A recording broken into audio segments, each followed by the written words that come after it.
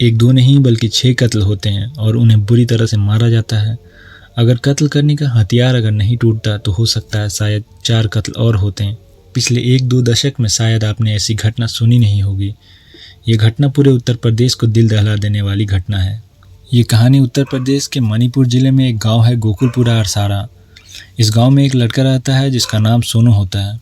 सोनू की 22 जून 2023 को शादी होती है। शाम में बारात निकलने वाली होती है। पूरे गांव वाले बारात जाने की तैयारी में होते हैं। सभी लोग काफ़ी एक्साइटेड होते हैं। शाम होते ही बारात एटाबाद जिले के गंगापुर गांव के लिए निकल जाती है। पूरे बाराती लड़की वाले के दरवाजे पर पहुंचते हैं। लड़की वाले ने अच्छे से खाने पीने का इंतजाम किया होता है। सारे गाँव वाले खाने खाते खाते इंजॉय करते हैं और काफ़ी देर रात हो चुकी होती है तो गाँव वाले जो होते हैं वो सारे वापस लौट जाते हैं। बस कुछ जिम्मेदार करीबी लोग होते हैं वही वहाँ रुक जाते हैं। बारात की कुछ रस्में होती हैं वो एक एक कर पूरी की जाती है और 23 जून 2023 को दोपहर तक बारात वापस लौट जाती है।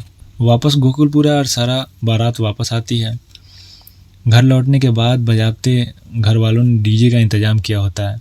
शाम होते ही पूरे गांव वाले आते हैं और नाच गाने शुरू हो जाते हैं। पूरे गांव वाले नाचते रहते हैं। धीरे धीरे रात बीतती है।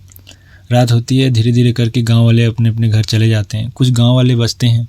तब डीजे जब खाली रहता है तो दुल्हन जो होती है वो डीजे के ऊपर आती है और डांस करने लगती है और दुल्हन काफ़ी खुश नज़र आती है और वो खूब अच्छे से डांस करती है।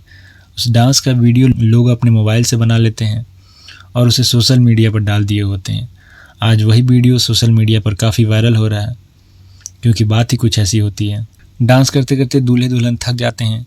तभी उसका जो बड़ा भाई होता है जिसका नाम शिववीर होता है वो घर जाता है और एक कोल्ड ड्रिंक्स की बोतल लेके आता है। कोल्ड ड्रिंक्स की बोतल लाता है, दूल्हे दुल्हन को पिलाता है और उसके दोस्त जो होते हैं उन लोगों को पिलाता है। सब कुछ नाच गाना करने के बाद सभी लोग जो होते हैं वो सो जाते हैं। ये जो सोनू है इसके एक बहन है और 3 भाई हैं।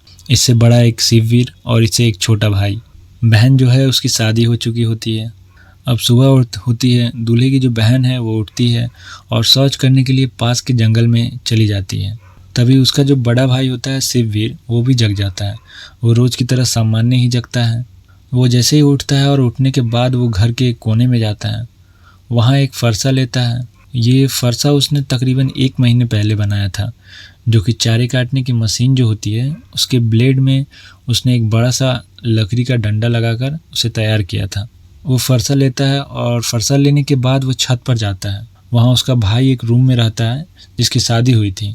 वह उसके गेट के पास जाता है और गेट खोलने की कोशिश करता है और बहुत ही आसानी से वो गेट खोल लेता है क्योंकि गेट जो होता है वो अंदर से लॉक नहीं रहता है। गेट खोलने के बाद वो दुल्हन के पास जाता है और दुल्हन के पास जाने के बाद वो लगातार फरसे से दुल्हन के चेहरे पर वार करने लगता है। वो इतनी बार उस फरसे से उससे पर हमला करता है कि दुल्हन के टुकड़े टुकड़े हो जाते हैं।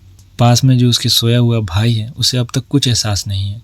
तभी वो दुल्हन को मारने के बाद अपने भाई पर सेम उसी तरह से हमला करने लगता है और भाई के भी शरीर के एक एक टुकड़े कर देता है। जब इसे संतुष्टि हो जाती है कि ये दोनों अब तक जिंदा नहीं रहे तब वो वहाँ से नीचे आता है और नीचे में एक खाट पे उसके बहन का पति सौरभ सोया हुआ होता है। वो उसके पास भी जाता है और सेम उसी तरह से सौरभ पर भी हमला करने लगता है और सौरभ को भी टुकड़े टुकड़े कर देता है। ठीक बहनोई के बगल में उसका छोटा भाई सोया हुआ रहता है। वो उसके पास भी जाता है और उसे भी बेरहमी से मार मार कर उसे भी मौत के घाट उतार देता है। अब तक वो 4 कत्ल कर चुका हुआ रहता है। तभी भी उसका मन नहीं भरता है। तभी वो देखता है कि बगल में एक चारपाई पे उसका दोस्त दीपक सोया हुआ है। वो दीपक के पास जाता है और दीपक को भी सेम दीपक पर भी इतने फरसे से वार करता है कि दीपक के भी टुकड़े टुकड़े हो जाते हैं। फिर वो सामने एक कमरा होता है उसमें जाता है जिसमें उसकी पत्नी अपने मामी के साथ सोई हुई थी। वो उसके पास जाकर फरसे से उसके ऊपर मारने ही वाला होता है।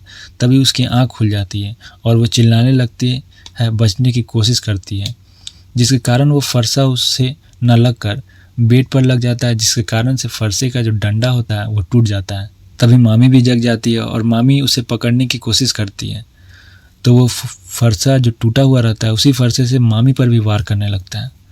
लेकिन अब उस फरसे में उतनी ताकत नहीं रही।